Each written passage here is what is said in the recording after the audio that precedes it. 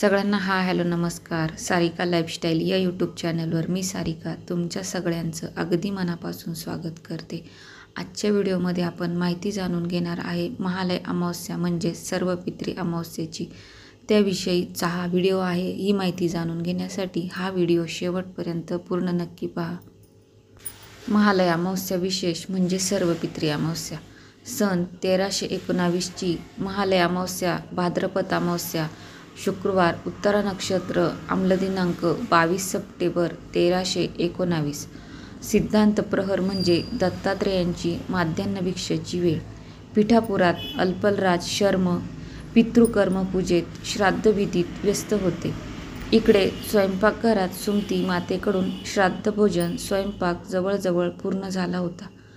निमंत्रित 3 ब्राह्मण अतिथींची भोजनासाठी येण्याची वेळ जवळ आलेली आणि घराच्या दारात आवाज दाणाणला. ओम भिक्षाम देही.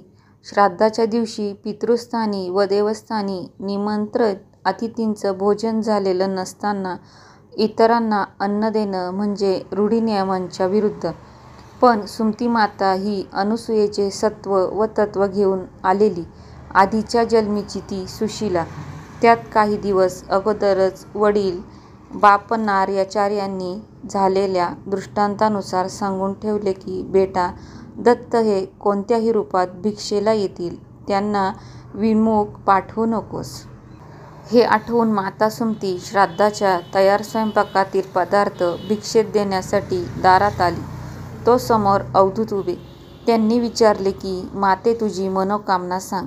सुमती दत्ताचीच आई, त्यामुळे आम लोकांमध्ये ती नक्कीच वेगळेच मागणार. ती म्हणाली की जुने जाणते लोक सांगतात की दत्तप्रभू 100 वर्षापासून श्रीपाद श्रीवल्लभ रूपात दर्शन देत आहेत. मला त्यांचं दर्शन घ्यायची खूप इच्छा आहे. हे ऐकताच अवधूताने गडगडाटी कानठळ्या बसतील असे हास्य केले व सुमती मातेसमोर 16 वर्षाचे सुकुमार श्रीपाद श्रीवल्लभ उभे राहिले.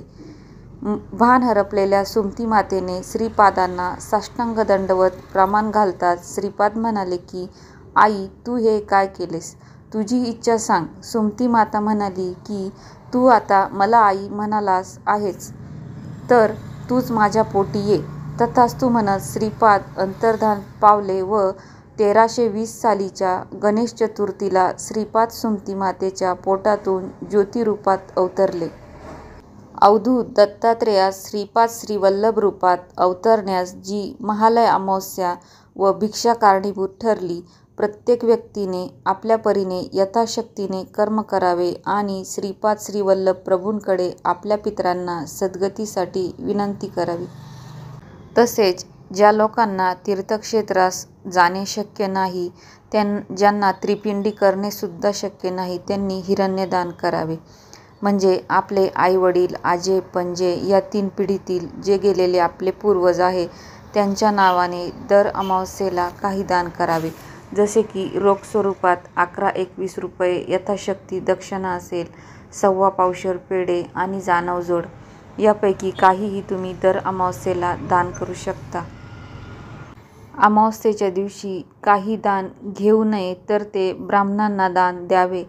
तसेच बाहेरचे अन्न खाऊ नये असे आपले धर्मवचन आहे. त्यासाठी ते अन्न व द्रव्य पवित्र करून घ्यावे म्हणजे घेणाऱ्याला दोष लागत नाही. जानवे हे अतिशय पवित्र वस्तू आहे. गायत्री मंत्र ब्रह्मगाठ याने त्याची विशिष्ट लांबी रुंदी माप यामुळे ते द्रव्य व अन्न पवित्र होते व यज्ञोपवीत दान कोणीही नाकारू नये असे धर्मवचन आहे. म्हणून काही ह्यात वरच्या 3 वस्तू दर अमावस्येला ब्राह्मणास दान द्याव्या. या 3 दानाला हिरण्यदान श्राद्ध असे म्हणतात. जर अखंड 5 वर्ष तुम्ही असे श्राद्ध केले तर नारायण नागबली किंवा त्रिपिंडी सुद्धा करावी लागत नाही व तीर्थश्राद्ध केल्याचे पुण्य आपल्याला मिळते. म्हणून तुम्हाला जर खूप साऱ्या अडचणी येत असतील तर आपण पितरांची सेवा करणं हे खूप गरजेचे आहे.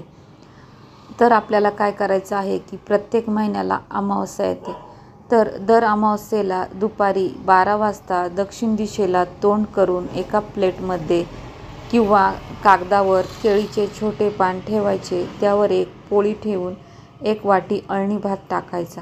त्यावर थोडे तूप, थोडे तीळ म्हणजे काळे तीळ टाकायचे आणि मी तुम्हाला पुढे जो मंत्र देत आहे त्या मंत्राचा 1 माळ जप करायचा. जपानंतर त्या माळेला म्हणजे त्या मेरुमण्याला आपल्या भाताचा स्पर्श हा झाला पाहिजे. म्हणजे आपण जो नैवेद्य ठेवलेला आहे, आपण जी माळ जपतो त्याचा स्पर्श त्या भाताला झाला पाहिजे व ते पान अन्नासह उचलून वर दक्षिण दिशेला उंचावर ठेवायचे. व पितरांना नमस्कार करायचा. असे 12 अमावस्या जर तुम्ही केले तर अघोरातील अघोर पितरांना शांती मिळते.